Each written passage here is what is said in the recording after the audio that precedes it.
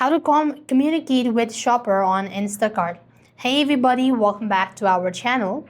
In this video, I'm going to show you the procedure to communicate with your Instacart shopper.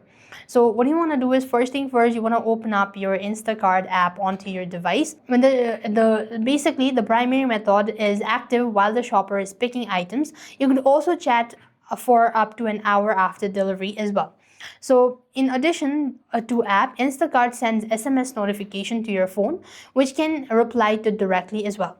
So what here you need to do is, you could simply go ahead and open your order section by tapping the profile initials, and there you want to go to order as well, and there as well you will be able to see the list of items that you've ordered.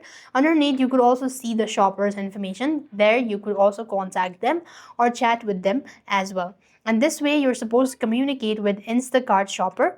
If that's not the case, you could also if necessary, you can contact Instacart support to really urgent message to a shopper as well. So what you want to do is, for that you just want to go to the help section, and this is how or where you can communicate with the customer care as well. So thanks for watching. See you in the next video.